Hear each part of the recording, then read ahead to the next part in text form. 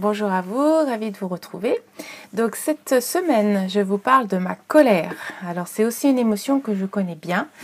On dit en fait que la colère est souvent une émotion écran, qu'elle cache une autre émotion derrière.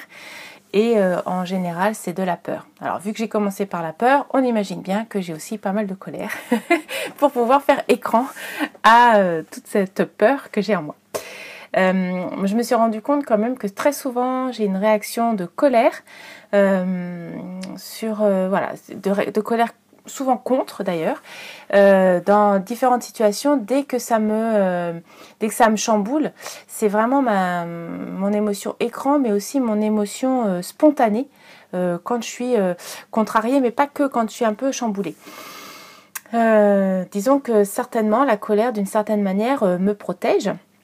Et j'ai choisi la couleur rouge puisque voilà, on dit voir rouge quand on est en colère. C'est une couleur qui est assez associée à l'énergie. Voilà. Et quand on a de la colère, on peut devenir rouge, mais on a beaucoup d'énergie. D'ailleurs, c'est fait pour ça. Hein, la colère, c'est fait pour pouvoir réagir, poser des actes ou vraiment intervenir en cas de besoin.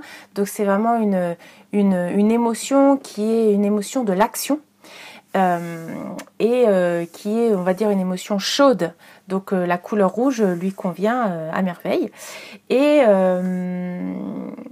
donc quand je vous avais parlé aussi dans une vidéo du Festen et de la méthode Charbonnier, et c'est vrai que on avait toute une liste d'émotions qui étaient proposées pendant le travail avec cette méthode.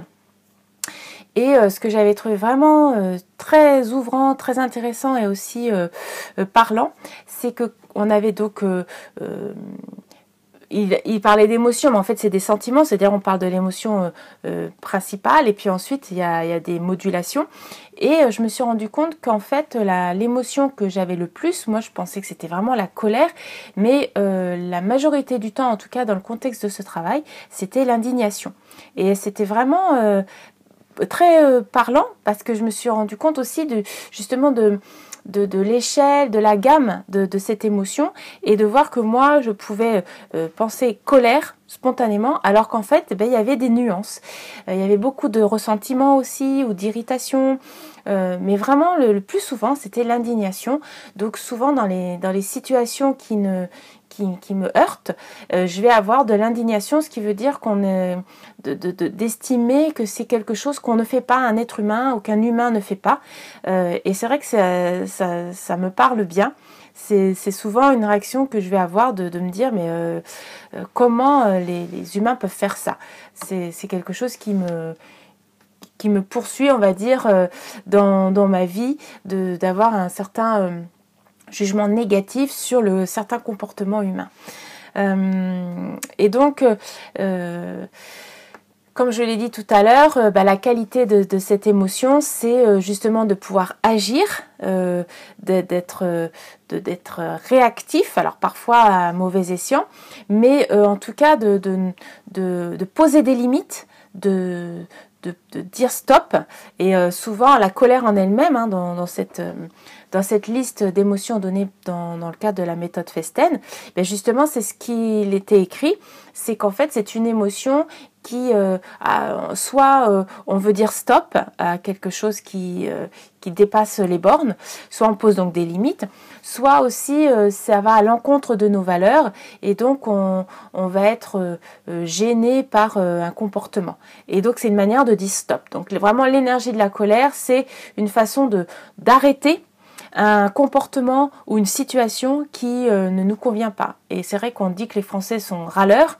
On doit être un pays qui aime dire stop, pas toujours à bon escient non plus. Des fois, il faut peut-être un petit peu observer. Mais cette réaction de dire stop ou non en premier lieu et ensuite de voir ce qui peut être positif dans ce qui est proposé. Donc c'est une émotion aussi, je trouve, qui, en tout cas moi je la vis comme ça, une émotion qui est assez mal vue. Et parce que justement elle fait peur, par cette énergie qu'elle génère. on a vraiment beaucoup d'énergie, donc il y a une forme de violence qui peut être cachée derrière, et donc ça fait peur, et c'est quelque chose qui est assez récriminé et comment dire, réprimé. Et le problème, justement, c'est ça, à mon avis, aussi qui génère de la violence, puisque si on réprime, vous voyez, comme de la vapeur dans une cocotte, si on la réprime et qu'on laisse pas évacuer l'air, ben ça peut exploser. Et j'avais lu un livre très très intéressant que j'avais beaucoup aimé d'Olivier Clerc qui s'appelle Le tigre et l'araignée, et il expliquait ça très bien, qu'en fait le tigre c'est la colère, c'est donc la partie visible de la violence chaude, mais que souvent la réaction de colère visible est souvent due à un travail de sape en souterrain qu'il comparait donc au travail de l'araignée, et qui était une violence froide, comme on pourrait retrouver par exemple dans tout ce qui est harcèlement, dont on parle beaucoup en ce moment.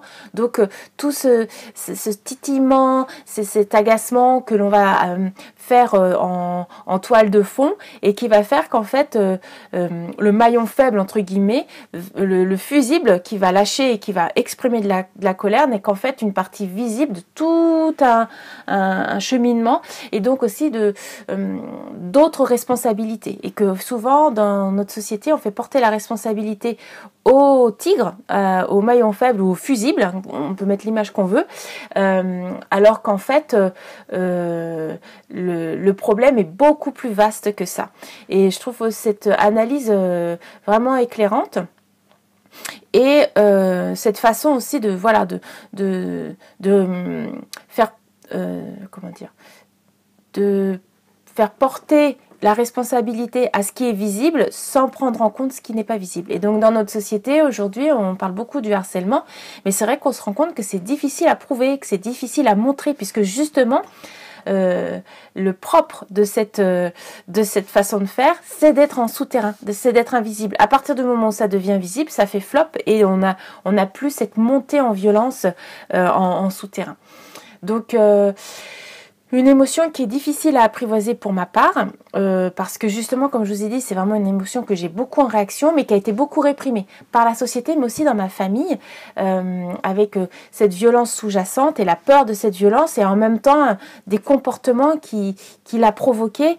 Alors c'était vraiment très double contrainte, comme on dit, et donc j'ai trouvé ça compliqué de juguler, d'assumer une colère, et surtout une colère saine. C'est ça en fait qui me paraît important, en tout cas pour moi, à apprendre, c'est d'assumer une colère saine, de se dire que la colère a un sens, a une raison d'être, et a aussi une fonction, et qu'on peut la rendre dans cette fonction, et qu'une colère saine, c'est une colère qui ne va pas justement être en réaction ou contre l'autre, mais qui va comprendre qu'est-ce qui est touché chez soi, le besoin, si on reprend la CNV, le besoin que l'on a et qui déclenche cette colère, et ensuite de pouvoir poser la limite qui est nécessaire.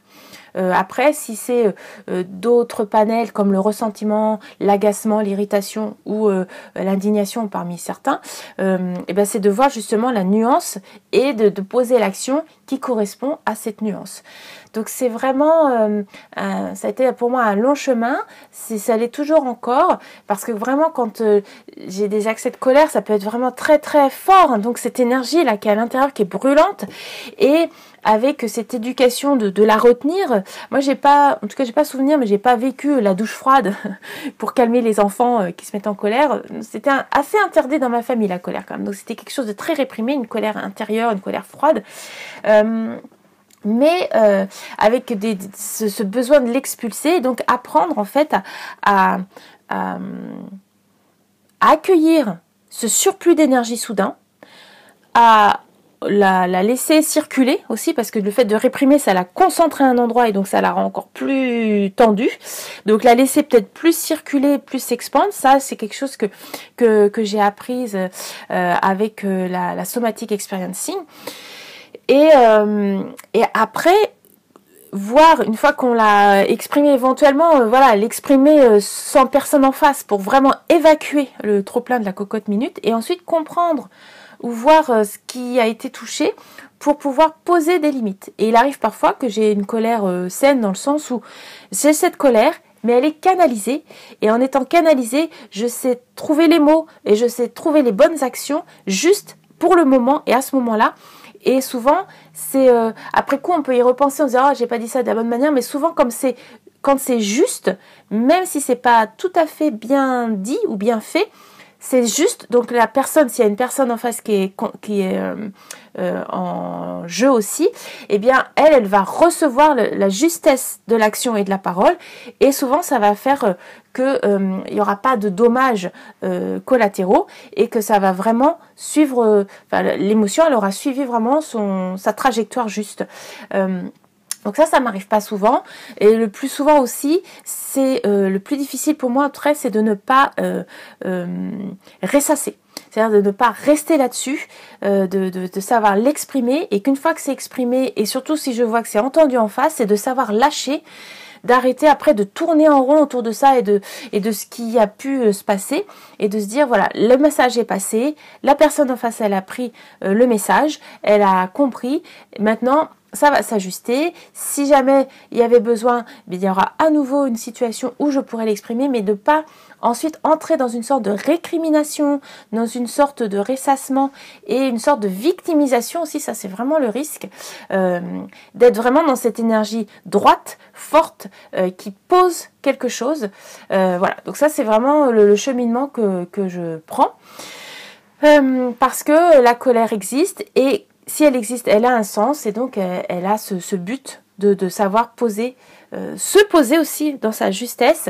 Et comme m'expliquait Franck Lobvet pendant le stage, aussi cette façon de garder son territoire et d'être sur son territoire, mais d'avoir autorité sur son territoire. Donc, mais une autorité saine, pas de l'autoritarisme, une saine autorité où on est présent, pleinement présent sur son territoire, donc ce qui est à nous en fait, et on ne laisse pas quelqu'un en abuser ou s'immiscer, ou on va pas nous aussi trop loin en s'immisçant chez l'autre. Donc je trouve que c'est une émotion qui est mal vue, mais qui en fait a beaucoup à nous apprendre, et de savoir danser avec elle, c'est vraiment une façon d'être plus juste avec soi et avec les autres. Donc voilà pour cette émotion de la colère.